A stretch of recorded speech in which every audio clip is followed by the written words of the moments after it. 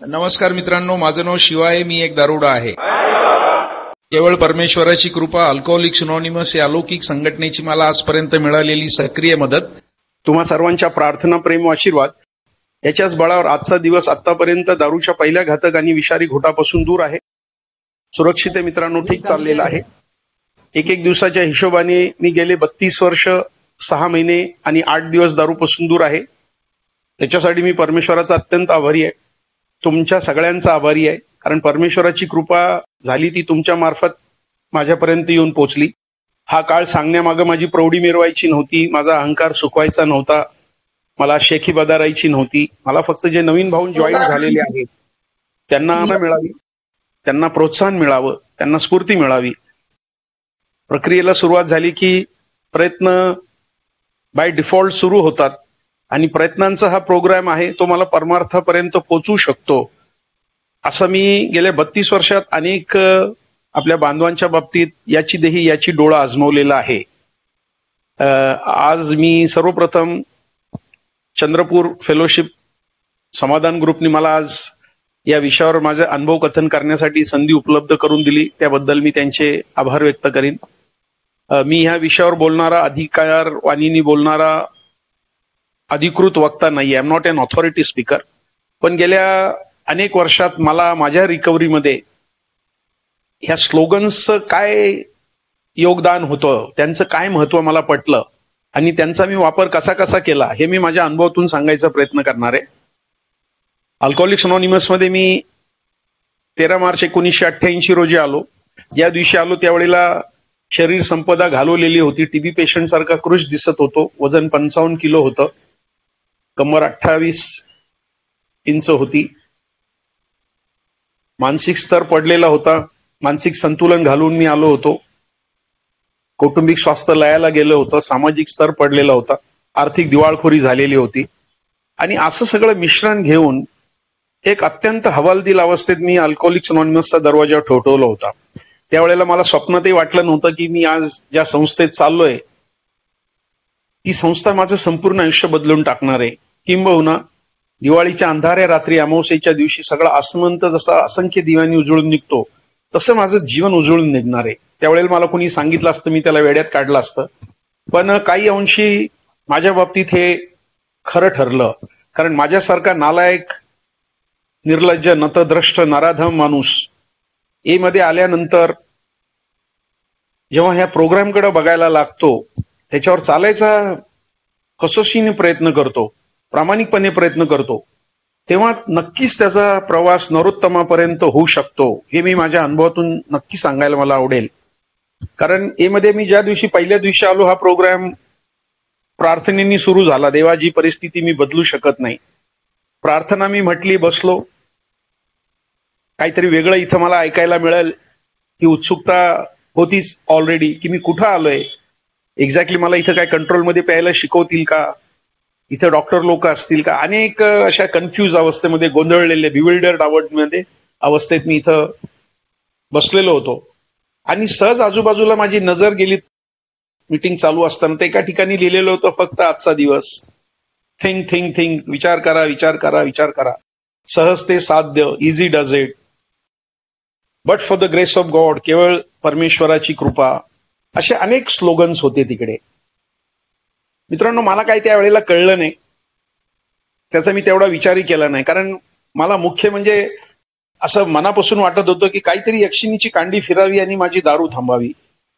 कारण दारूने मला इतका मार दिलेला होता, माझं संपूर्ण आयुष्य उद्ध्वस्त केलेलं होतं, माझ्या संपूर्ण आयुष्याची शोकांतिका झालेली होती, खेळखंडोबा झालेला होता. मी माणूस असून सुद्धा पशुतुल्य हरकती करून मी असं हलाखीचं जीवन जगत होतो. पण मित्रांनो, अल्कोहोलिक्स अनॉनिमस मध्ये त्याच मीटिंगमध्ये मला सगळ्यात महत्वाचा शोध लागला, ते म्हणजे मी अशी वेड्यासारखी दारू का पितो, मला 4 चौघांसारखी सुरक्षितरित्या समाधानाने दारू का पिता येत नाही, दारू पिल्यानंतर मी माझ्या वर्तनाची ग्वाही का देऊ शकत नाही, दारू पिल्यानंतर माझ्या हातून एवढे अक्षम्य गुन्हे का होतात, दारू पिल्यानंतर मी इतका वाह्यात, इतका बेबंद, इतका बेताल, इतका बेछूट, इतका बर्बाद, इतका बदनाम, इतका बेमुरवत का झालेलो आहे.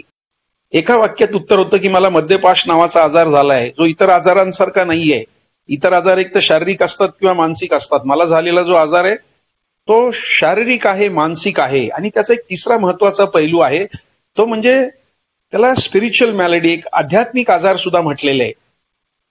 तो माझ्या संपूर्ण व्यक्तिमत्वाला लागलेला आहे. मन म्हणतं थोडी दारू पी. अनेक वर्ष दारू पिऊन पिऊन माझं मन मद्यासक्त झालेलं आहे आणि शरीरामध्ये एक प्रकारचा बिघाड झाल्यामुळं मला थोडीशी दारू चालत नाही. आतमध्ये एक प्रकारचा यज्ञ पेटतो.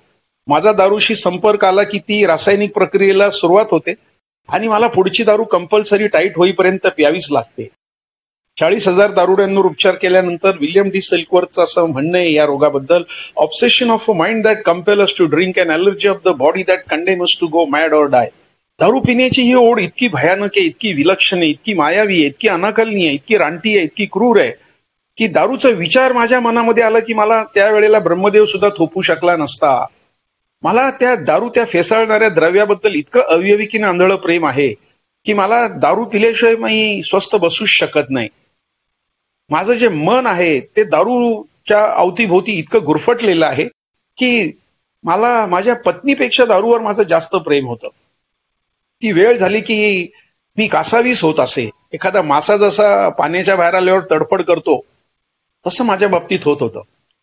पण हा आजार पहिल्या दिवशी मी ऐकला आणि मला लक्षात आलं की येस, माझ्या बाबतीतही हेच झालेलं आहे. माझे अनुभव मी पडताळायला लागलो आणि कुठंतरी मला लक्षात आलं की येस, ही लोक सांगतात त्याच्यात 100% तथ्य आहे.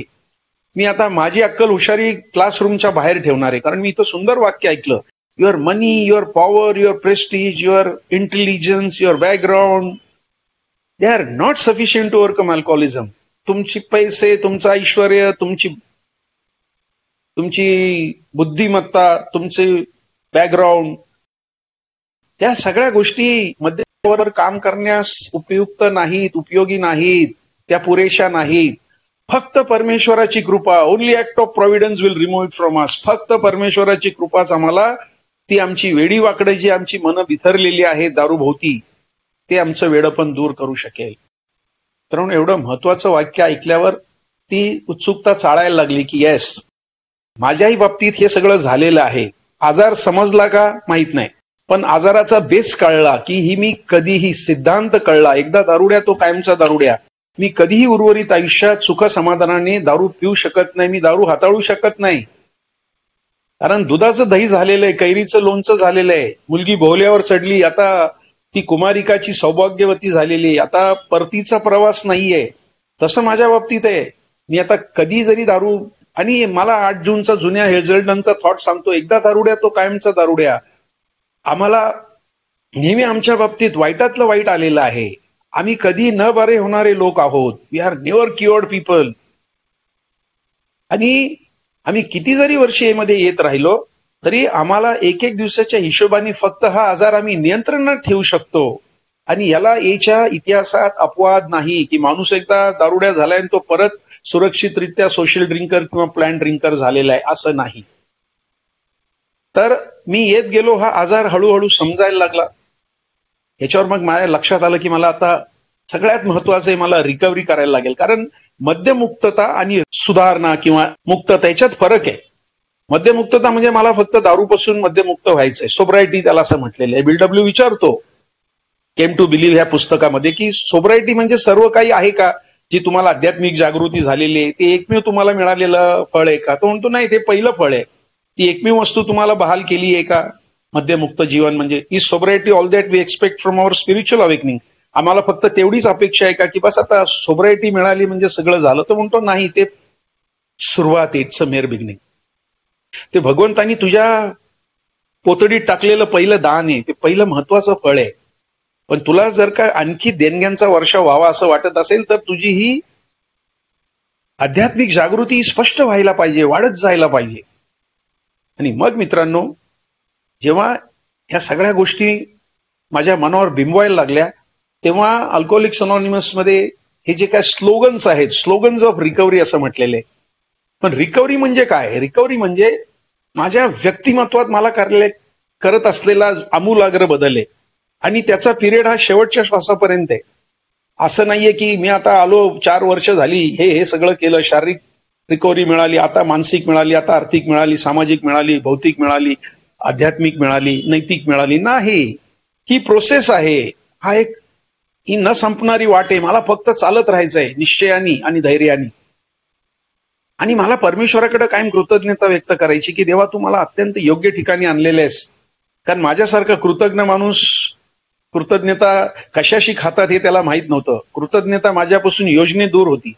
पण अल्कोहोलिक्स अनॉनिमस मध्ये हे जे काय स्लोगन्स आहेत त्याच्यात सगळ्यात महत्वाचं पहिलं स्लोगन येतं. ऍक्च्युली हे स्लोगनचा उगम कुठे आहे नागपूरचे आपले सतीश चांगलं सांगतात. पण माझ्या माहितीप्रमाणे हे स्लोगन्स इव्हन रुथ हॉक BLWची जी पर्सनल सेक्रेटरी होती ती सुद्धा म्हणायची की BLW याचा वापर करायचा. ते 3 स्लोगन्स त्याच्यामध्ये आहेत. त्याच्यामध्ये एक आहे first things first, live and let live and easy does it. तर ती म्हणते याचा उगम बहुधा डॉर्सेट व्हर्मॉन्ट मधून आलेला असावा, म्हणजे जे BLWचं जन्मस्थान होतं तिथून.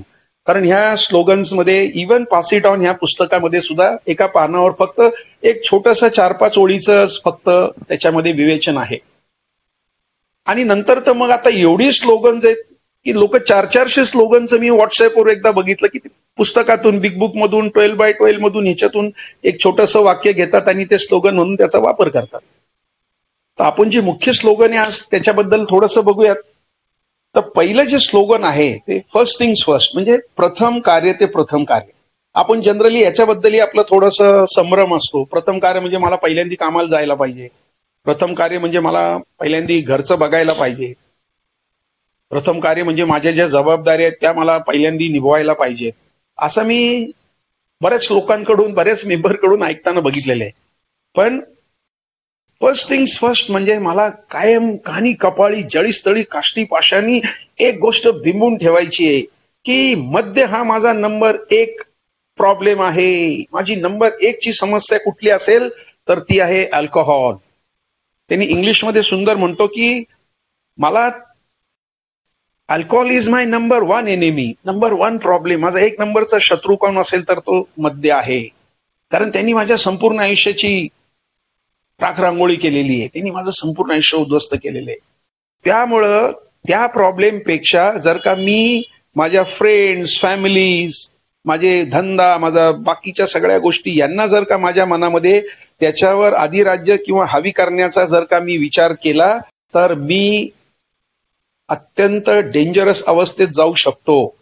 कारण त्यांनी असं म्हटलेलं आहे की जर का आमचे हे बाकीचे प्रॉब्लेम्स जर का त्याच्यावर हवी झाले तर आम्ही बऱ्याच वेळेला मध्ये आल्यावर आम्ही असं शिकत गेलेलो आहे, आम्ही नेहमी पाहत गेलेलो आहे की आम्ही छोट्या छोट्या गोष्टींनी भावनिकदृष्ट्या आजारी असल्यामुळं आम्ही अपसेट होणारी माणसं आहोत. आम्ही फार लवकर निराशावादाकडे वळतो. आम्ही फार लवकर नकारात्मक विचारांमध्ये येऊन स्वतःभोवती एक जाळं विणून घेतो. आणि आमच्या हे लक्षात यायला पाहिजे की जर का मी ह्या गोष्टींना नाही लक्ष दिलं माझ्या मद्यपाशाकडे तर काही माझ्या बाबतीत अनैसर्गिक किंवा अप्रिय घडलं तर त्याची परिणिती एखाद्या वेळेला माझ्या दारू पिण्यात होऊ शकेल. मी असं बघितलेले 32 वर्षामध्ये कित्येक मेंबर की असे म्हणायचे की अरे इसका क्या शेअरिंग है, इसने क्या प्रोग्राम लिया है. मला कुठल्याही मेंबरला पेडेस्टेलवर ठेवायचं नाही आणि कुणाबद्दलही मत व्यक्त करायचं नाहीये. पण ती माणसं मी परत दारूकडे वळताना बघितली. कारण मला कधी हे विसरून चालणार नाहीये की माझा नंबर 1 चा problem first things first. First things first म्हणजे नेहमी मला हे कुठल्याही गोष्टीमध्ये when we find our self getting upset over something, आम्ही ज्या वेळेला हे लक्षात येतं आमच्या की काही बाबतीत आम्ही अपसेट होतोय, आम्हाला हे स्वतःला ऑटो सजेशननी बिंबवायचं आहे की it is number 1 problem and it is luxury for me. हे माझ्यासाठी न परवडणारी चैन आहे, ती मला केव्हाही परत त्या गर्तेमध्ये ढकलू शकते. त्यामुळं ए मध्ये जसजसं मी येत गेलो आणि त्याच्यानंतर एकदा माझी ही दारू ही समस्या मी हाताळायला चांगल्या रीतीने सुरुवात केली, मी माझ्या पायऱ्यांवर काम करायला सुरुवात केलं तर हे जे काय माझं ऑब्सेशन आहे त्याची तीव्रता कमी व्हायला लागते.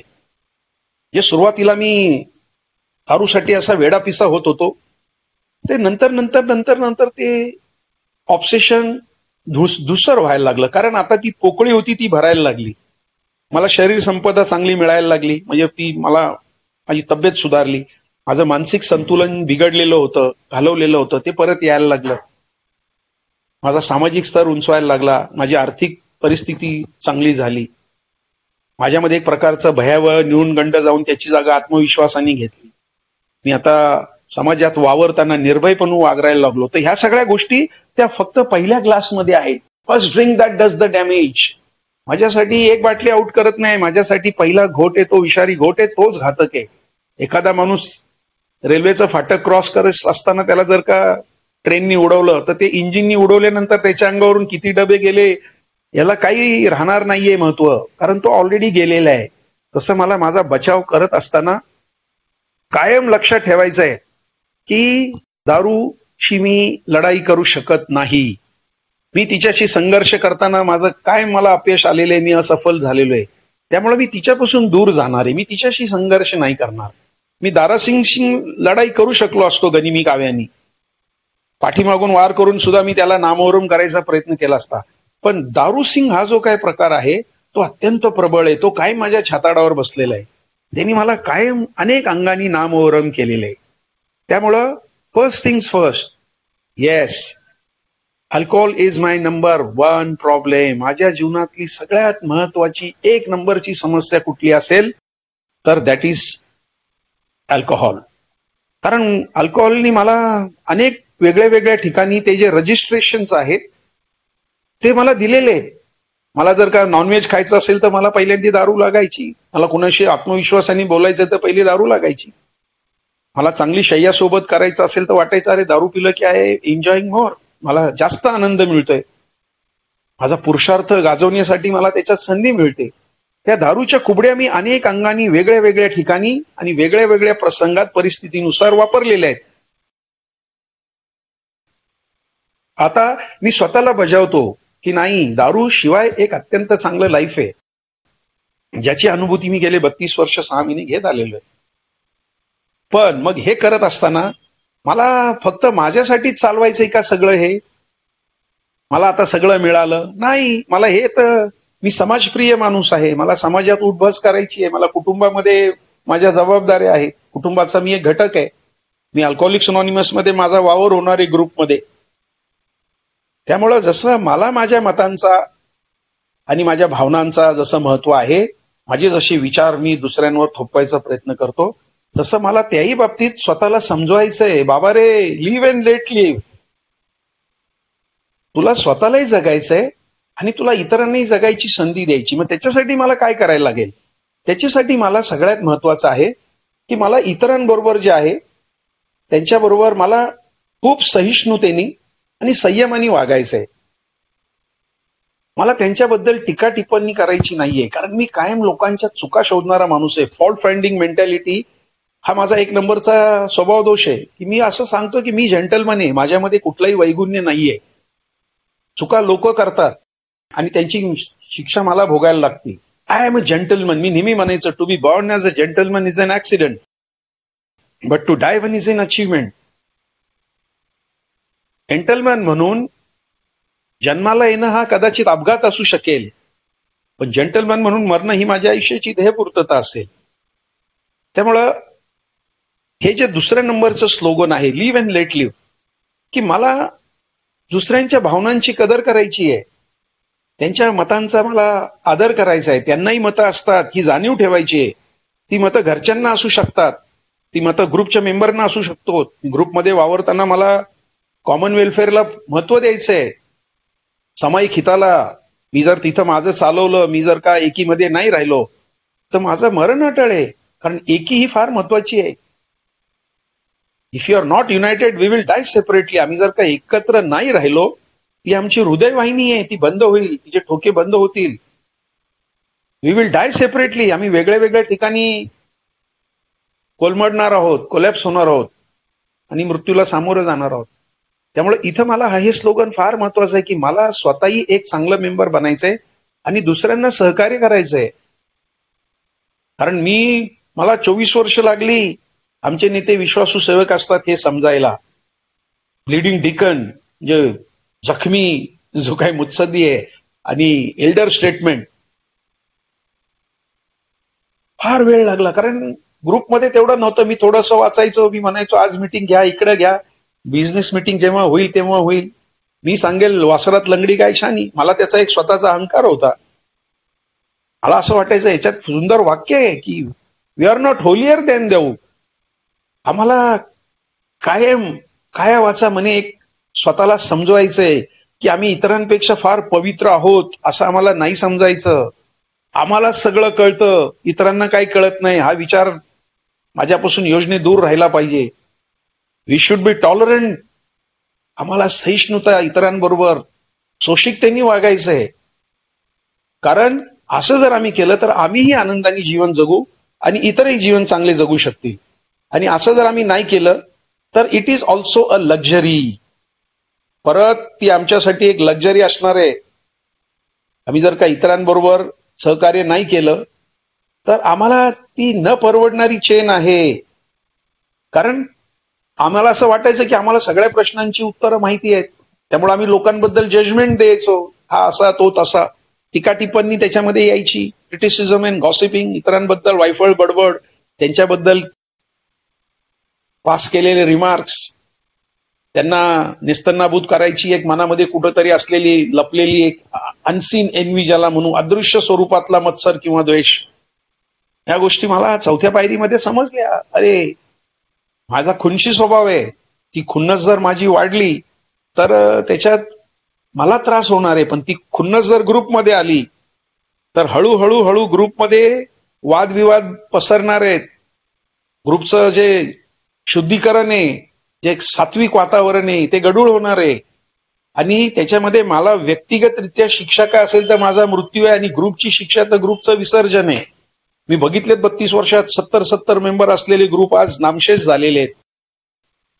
कारण स्वतःच्या महत्वाकांक्षा मला आता लादायच्या नाहीयेत ग्रुपवर. माझ्या महत्वाकांक्षा काय आहेत ऍक्च्युली? बिल डब्ल्यू म्हणतो व्हॉट इज ट्रू अँबिशन. खरी अँबिशन, खरी महत्वाकांक्षा काय? तो म्हणतो ती नाहीये जे तुम्ही समजता. True ambition means a profound desire to live usefully and walk humbly under the grace of God.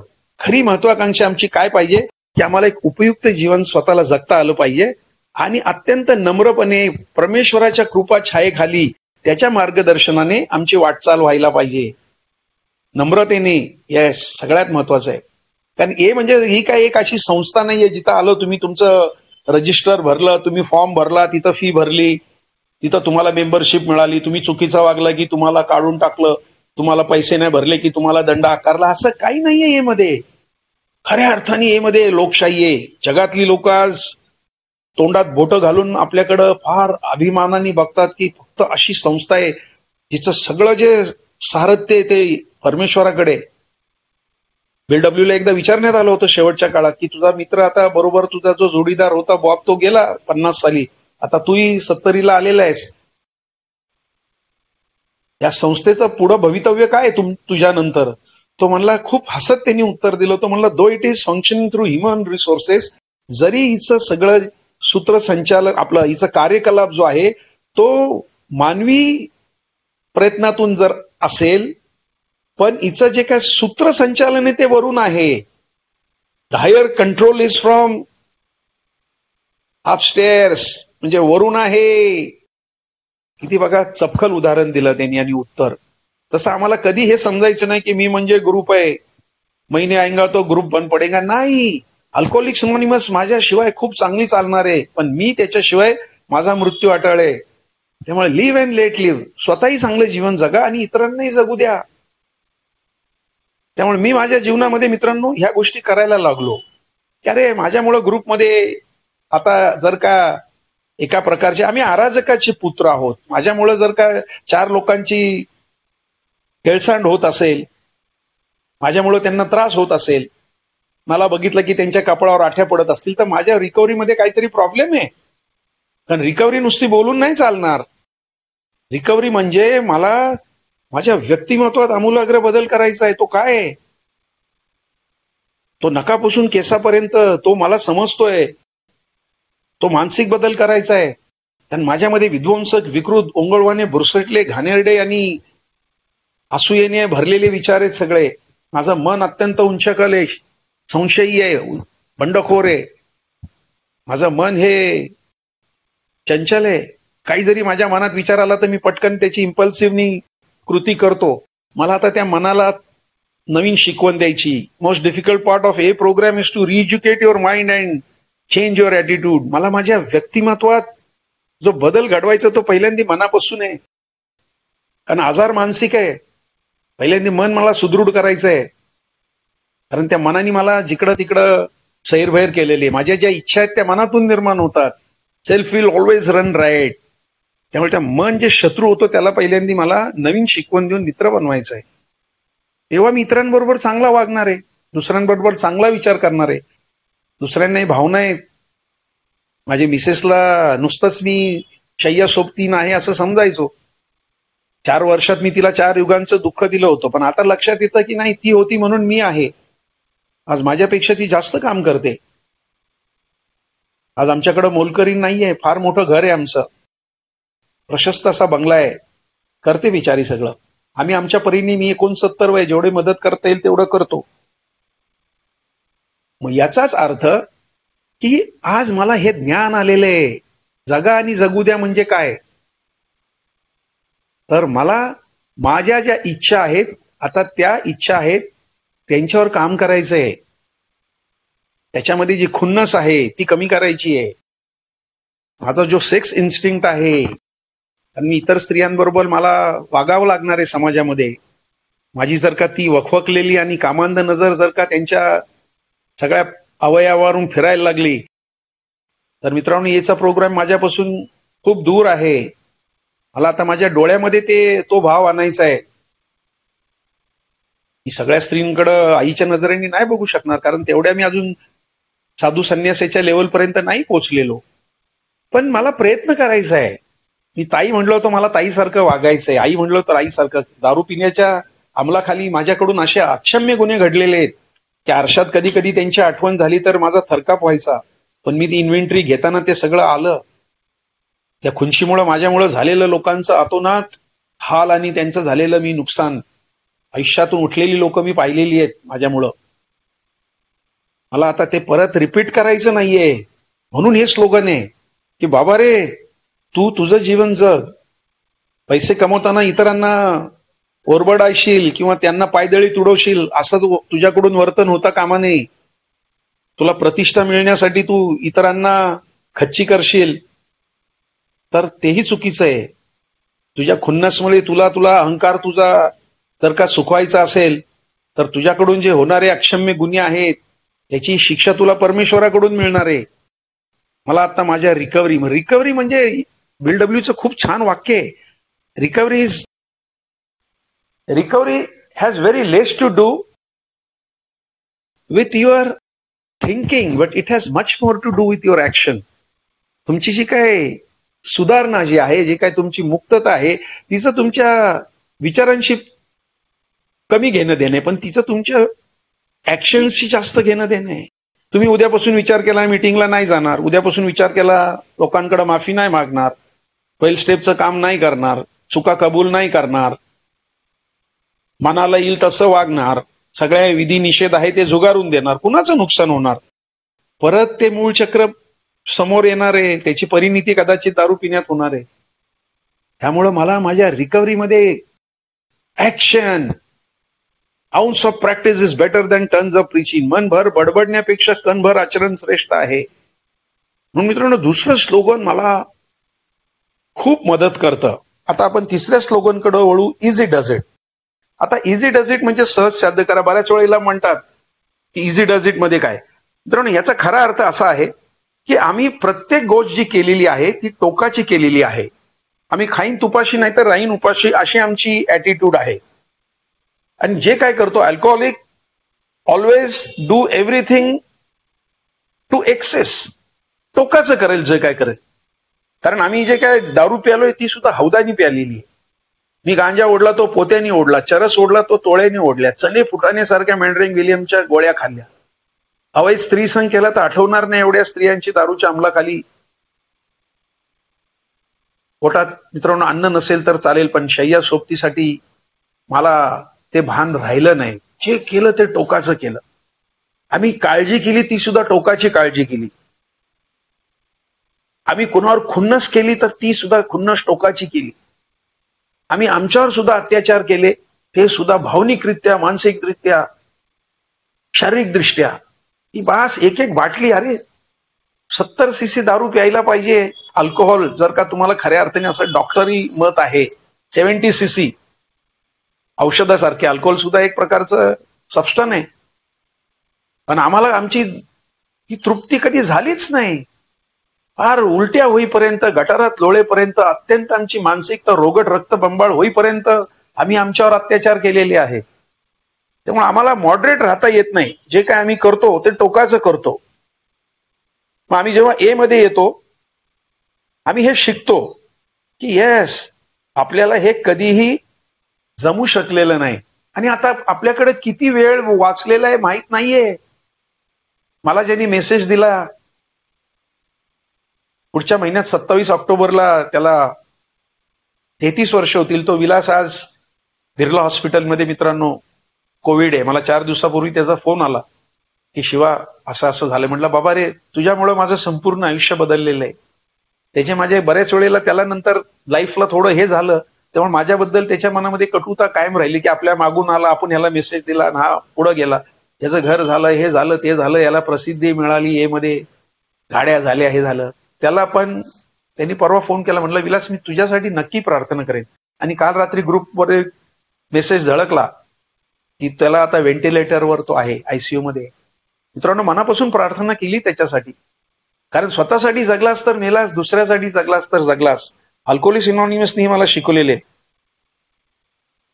आता मला एक सगळ्यात महत्वाचं सांगायचंय की आम्ही अशी दारू जर आमची चालू राहिली असती तर आज आम्ही ह्या जगात असतो का नाही याची काहीच गॅरंटी नाहीये. त्यामुळे by stopping drinking we have increase our chances of longer life. आम्हाला परमेश्वराने परत एक नवीन जीवन दिलेलं आहे. दारू थांबल्यामुळं उदार लाईफ दिलेली. We are all living on borrowed time. एक नवीन लीज दिलेली आहे. बाळा, परत तुला मी हे दिलेले, याचा वापर कर. आता मित्रांनो, माझ्यासाठी ती चैन आहे. आता जर का मी, आणि त्याचं पुढं असं फार सुंदर वाक्य होतं की इझी डज इट म्हणजे एक्झॅक्टली काय. This means that we just go along in A doing the best we can. आम्ही ए मध्ये आल्यानंतर आमच्याकडून जे काय चांगलं होईल त्याचाच आम्ही ध्यास घ्यायला पाहिजे. कारण we get steamed up in problem arises in A and outside A. A मध्ये सुद्धा प्रॉब्लेम होणार आहेत.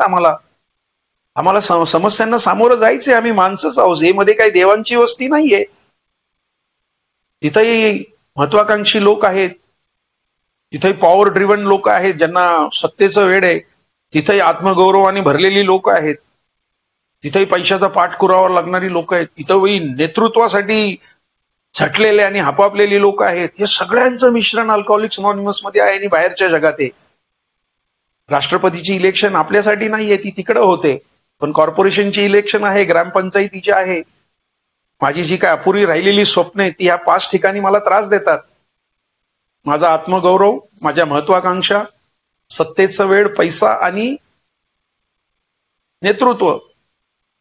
12व्या पायरीच्या शेवटच्या दुसऱ्या याच्यामध्ये बघा, BW म्हणतो आम्हाला पाहिजे असलेलं महत्व, व्यक्तिगत महत्व, सत्ता, पैसा आणि नेतृत्व. त्यामुळे ह्या गोष्टींवर जर का मी काम नाही केलं तर मला इझी डज इट म्हणजे मला स्वतःला नाही समजवता येणार. कारण आम्हाला इझी डज इट म्हणजे काय हे जमलंच नाही कधी. हो, जे काय केलं ते आम्ही टोकाचं केलेलं आहे. We are never moderate people. आम्ही कधीही असं संतुलित जीवन जगू शकलेली माणसं नाही आहोत. आम्ही ज्या काय केलेले प्रत्येक गोष्टीमध्ये आम्ही ती मर्यादा क्रॉस केलेली आहे. आणि आता आम्हाला नेहमी वाटायचं की yes, we are running the world. हे जग आम्ही चालवतोय. आमच्या मनाविरुद्ध झालं की आम्ही बंडानी पेटून उठलेलो आहे की नाही, दिखाता साला मैं इसको, क्या समजता है अपने आप को. माझ्या मनाविरुद्ध गोष्टी झाल्या की मी उद्विग्न होत असे. मला अपयश पचवायला खूप त्रास व्हायचा. पण इझी डज इट म्हणजे मला आता कळलेलं आहे की मला आता ह्या द्वंद्व जे आहेत यांना एकसारखं बघायचं आहे. मान आला की अपमान होणार आहे, यश आलं की अपयश मिळणार आहे, सुख आलं की त्याच्या मागोमाग दुःख सुद्धा येणार आहे. कुणी स्तुती केली की कुणी निंदा करणार आहे, सकाळ झाली की परत संध्याकाळ होणार आहे.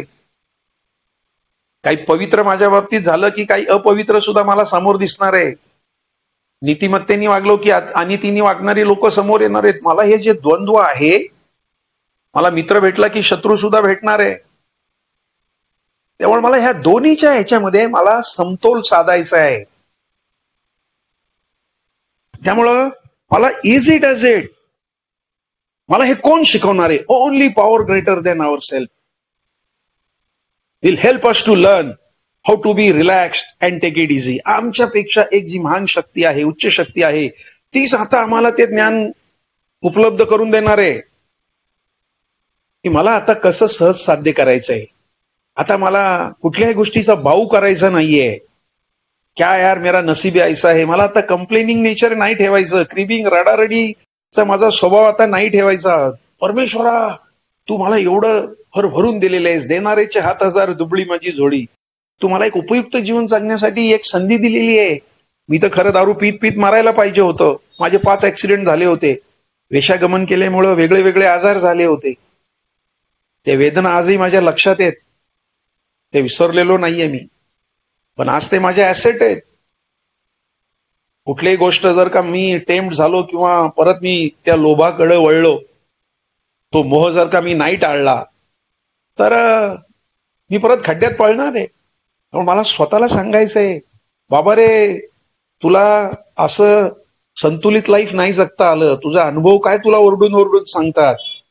त्यामुळे तुला ए मध्ये राहताना सुद्धा तुला let go and let God, जे परमेश्वराचं कार्य आहे ते त्याला करू दे आणि तुझं कार्य तू कर. परमेश्वराला ऑर्डर देऊ नको. किंबहुना परमेश्वराची तुझ्याबद्दल काय इच्छा आहे ती जाणून घेण्याचा प्रयत्न कर. कारण मी माझ्या इच्छा शक्तीने जीवन जगायचा ज्या ज्या वेळेला प्रयत्न केलेला आहे, माझं जीवन ज्या ज्या वेळेला नियंत्रणात करायचा प्रयत्न केलेला आहे, त्या वेळेला ते नियंत्रणाच्या बाहेर गेलेलं आहे. दारू पुढे त्यांनी मला हार पत्करायला लावलेली आहे, मला विवश करून ठेवलेलं आहे, हतबल करून ठेवलेलं आहे. त्यामुळे हे परमेश्वरा, आय कॅनॉट, मी नाही करू शकलो, मी मापात पिऊ शकलो नाही दारू, माझ्या अक्कल हुशारीनी माझ्या सामर्थ्यावरती नाही थांबली. पण जेव्हा मी तुझा चरण कमळांचा आसरा घेतला, जेव्हा मला विश्वास आला की येस, हीच ती जागा आहे जिथे मला एकदाची आणि कायमची दारूपासून मुक्तता मिळणारी, मी जेव्हा संघर्ष करायचा सोडला, तेव्हा दारू माझ्यापासून हळूहळू दूर जायला लागली. माझं ऑब्सेशन लिफ्ट व्हायला लागलं. एक जागा गेली, दुसरी यायला लागली. माझा भित्रा स्वभाव होता तो हळूहळू भीती माझी कमी होऊन त्याची जागा श्रद्धेने घेतली. माझा जो आळशी स्वभाव होता त्याची जागा आता ऍक्शननी घेतली. तर लोकांबद्दल मी टीका टिप्पणी करायचो, त्याची जागा लोकांना आता त्यांचे गुणगान करण्यामध्ये सुरू झाली. मला आता ह्या रिप्लेसमेंट शोधायला ह्या तिसऱ्या यांनी खूप मदत झाली. Easy does it. कारण मी कुठलीही गोष्ट करणार ती फार टोकाची करणार. मी खाताना सुद्धा 30-30 जिलब्या मठ्ठ्यात बुडवून खायचो. चिकन हंडी पूर्ण अख्खी बिर्याणी खाणार.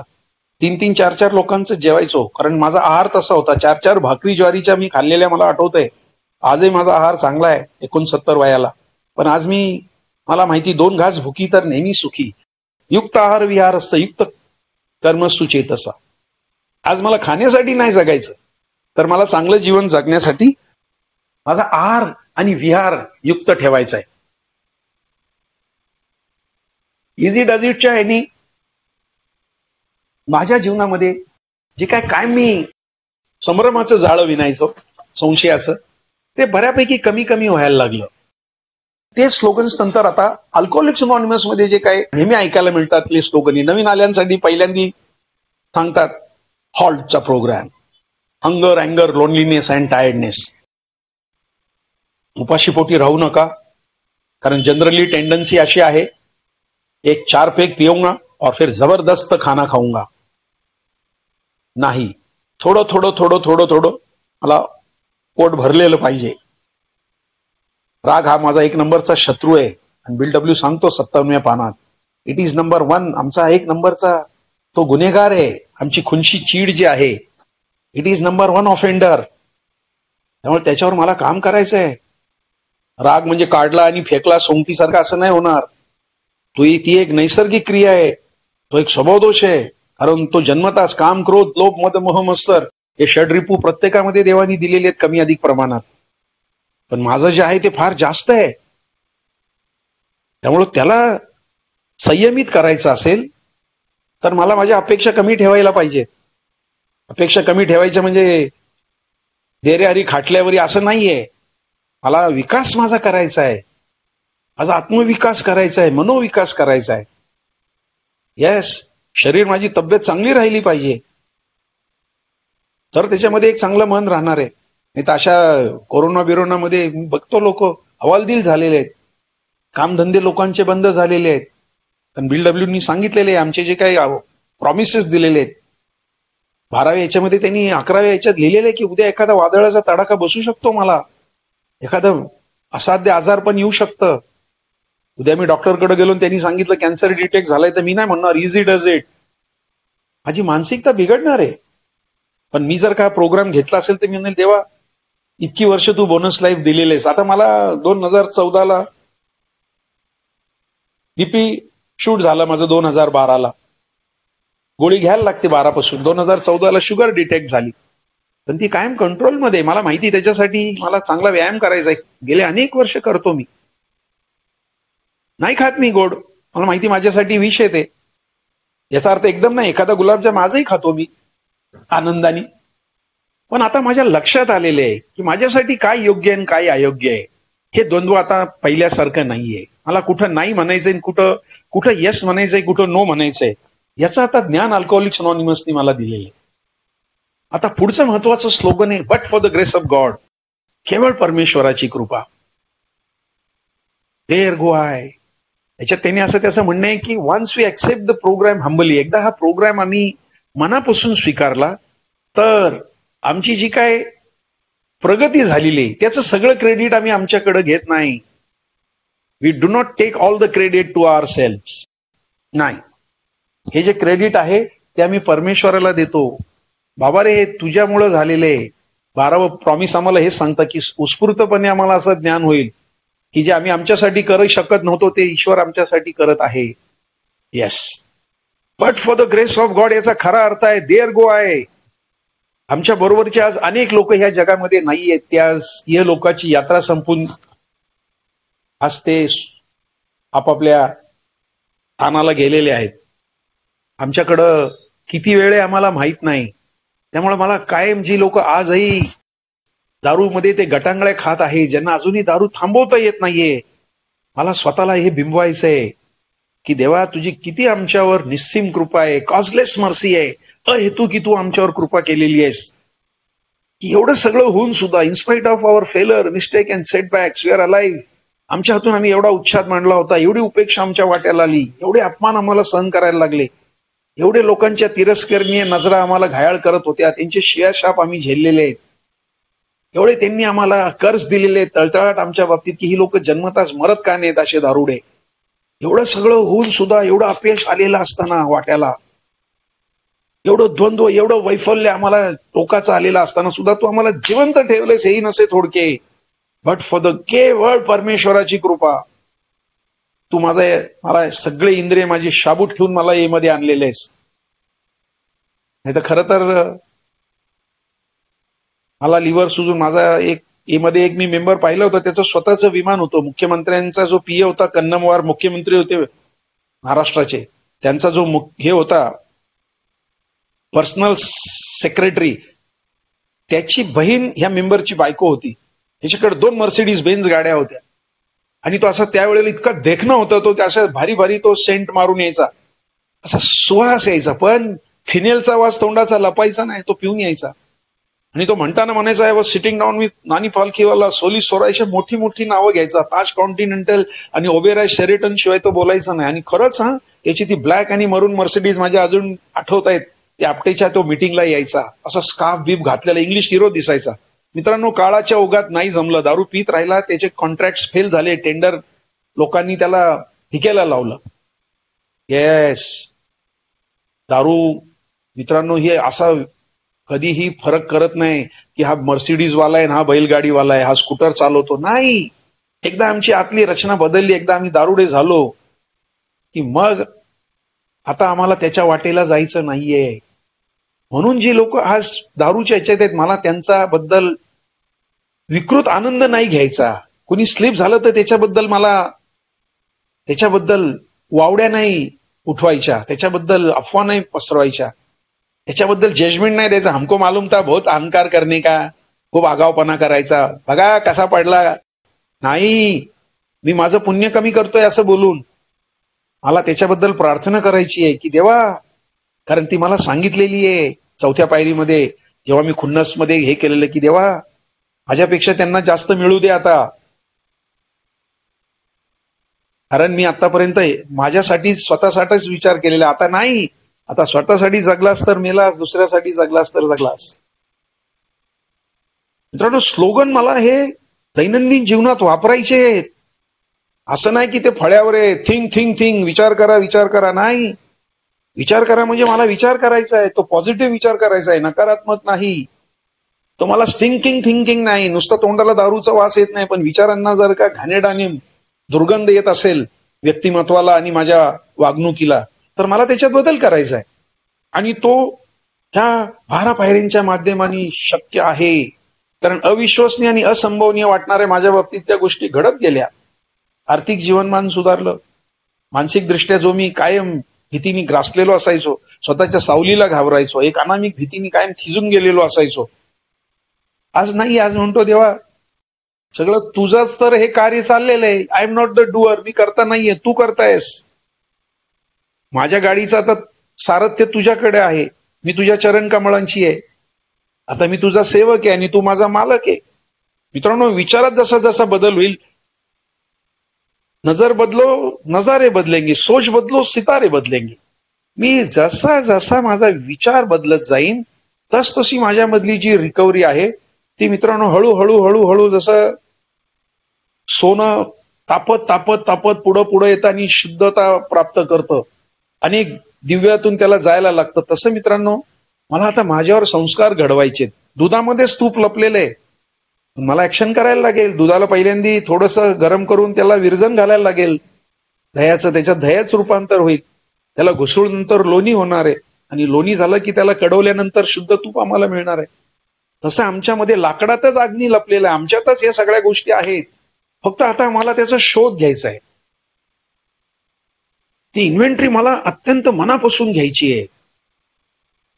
तेव्हा मी हे सगळे विचार करू शकेन आणि ह्या स्लोगनचा माझ्या दैनंदिन जीवनामध्ये मी वापर करेन. दिस टू शॅल पास, एक स्लोगन फार महत्वाचं आहे की हेही दिवस जातील. हे दिवस जातील म्हणजे काय एक्झॅक्टली? हे दिवस म्हणजे मी सुरुवातीला आलो, मला एक मानसिक आधार मिळाला, अरे चला हे लोक म्हणतायत की काय काबूल करू नको, तुलाही आमच्यासारखं लाईफ मिळेल. पण त्याची माझ्यावर श्रद्धा कधी बसली? हेही दिवस जातील. येस, जसजसं मी हे मध्ये रुळायला लागलो, काम करायला लागलो, ह्या 12 पायऱ्या घेऊन मी माझ्या आचरणात आणायला लागलो, तसं माझे ते दिवस बदलले. पण आता जर का मी विचार केला, हे अभी मैं मीटिंग को नहीं जाऊंगा, क्या फरक पडता है, अभी तो सब समझ गया मेरे को, मला हा आजार कळला, हे कळलं, रिकव्हरी माझी झालेली आहे, परमेश्वरा तू मला सगळं भर भरून दिलेलं आहेस. मित्रांनो, हेही दिवस जायला वेळ नाही लागणार. एक राजानी एकदा दवंडी पिटवली की जो मला सुखात दुःखाची आणि दुःखात सुखाची आठवण करून देईल त्याला मी एक मोठं इनाम देईन. खूप लोक आली राजाकडे, पण कुणी राजाचं समाधान करू शकलं नाही. एक दिवशी एक फकीर तिकडे आला आणि त्यांनी राजाच्या बोटात एक अंगठी घातली आणि राजाला म्हणला त्याच्यावर एक ओळ लिहिलेली, ती वाच. त्याच्यावर ओळ लिहिलेली होती, हेही दिवस जातील. राजा म्हणला म्हणजे काय? तो म्हणला तू आज राजा आहेस, पण असं समजू नको तू कायम राजा राहशील. आणि खरंच त्या राजावर एकदा त्याच्याच प्रधानांनी हे करून त्याला बंदी बनवलं आणि तो तिथून कसं तरी त्याच्या एका विश्वासू सेवकांनी सोडवलं आणि तो कुठेतरी वाचला आणि परत त्यांनी तयारी केली आणि परत त्याच्यावर हमला करून आपलं राज्य, म्हणजे सुखात दुःखाची आणि दुःखात सुखाची. मला असं कधीही समजायचं नाहीये की हे दिवस असेच राहणार आहेत. नाही, मला जसा पहिला दिवस आहे तो मला कायम आठवायचा. Always remember your first day in a मध्ये आलेला पहिला दिवस आठवायचा आहे. पहिलं ड्रिंक नाही, नाहीतर त्या अर्धवस्त्र त्या स्त्रिया, तिथले ते जोक्स आणि हेन तेन, ती आलेली बेफिकिरी, ते सिगरेटचा धूर. दुसऱ्या दिवशी बाहेर जाऊन बघा, कुबट वास असतो, खुर्च्या एकावर एक ठेवलेल्या असतात. त्या लेबल वेगळ्या वेगळ्या घालून त्या ज्या बाटल्या असतात त्याच्या आतमध्ये विष आहे माझ्यासाठी, ज्यांनी माझं संपूर्ण आयुष्य विषारी केलेलं होतं. माझ्या महत्वाकांक्षा, माझ्या फॅमिलीबद्दलचं प्रेम, माझ्या स्वतःचा सेल्फ रिस्पेक्ट, हे सगळं विषारी झालेलं आहे मित्र. त्यामुळे हे जे स्लोगन्स आहेत, हे स्लोगन्स नुसते त्याच्यावर मला वाचून मला त्या स्लोगन्स म्हणून माझ्या रिकव्हरीला बळकट करायचंय. नुसतं ओलं सिमेंट असून चालणार नाही, त्याच्यामध्ये आता सळ्या घालायच्या, त्याला रिएन्फोर्स करायचंय. त्याच्यासाठी परमेश्वराची ताकद मला वापरायची आहे. तर ते स्लॅब त्याचा मजबूत होणार आहे. ईच टू शॅल पास, जातील हे दिवस. मला विश्वास पाहिजे की अरे काय हरकत नाही, मी आज अडचणीत आहे, त्यातून मी बाहेर येणार आहे. कारण आता मी परमेश्वराचा हात पकडलेला आहे. मला आता घाबरायचं कारण नाही. मी आता त्याच्याकडे मागणी करतोय जो कुणाकडे करत नाही. सगळ्या जगाचा तो उत्पत्ती करताय, जगाचा तो चालक आहे. He is a creator, he is a proprietor, he is a controller. तो नियंत्रक आहे, तो एन्जॉयर आहे, तो उपभोक्ता आहे आणि तो डिस्ट्रॉयर आहे, तोच संहारक आहे. ह्या एकदा गोष्टी माझ्या मनोमन मी ऍक्सेप्ट केल्या की माझं सुईच्या टोका एवढं इकडे अस्तित्व आहे. मी आज आहे, उद्या नाहीये. मग मी कशासाठी एवढा अहंकार करतोय? घरामध्ये मी माझं वागणं असं काय एवढं? मी पैसे कमवतो म्हणून नाही. जी स्त्री आपल्या पातिव्रतेचं रक्षण करते, जिच्याकडे आज्ञाधारकपणा असतो, संयम असतो, लज्जा असते, जी पतीची सेवा करते, ती देवी देवतांपेक्षा वेगळी नाहीये. जेव्हा मी माझ्या पत्नीचा आदर करीन, तिच्या भावनांची कदर करीन, तिचा उपमर्द करायचं कमी करीन, तिचा अपमान करायचं कमी करीन.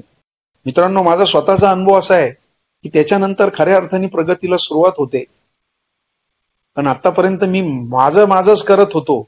तिसऱ्या पायरीमध्ये मी देवाला सांगतो की मला माझ्यातून आता मुक्त कर. Please relieve me from my self and my bondage.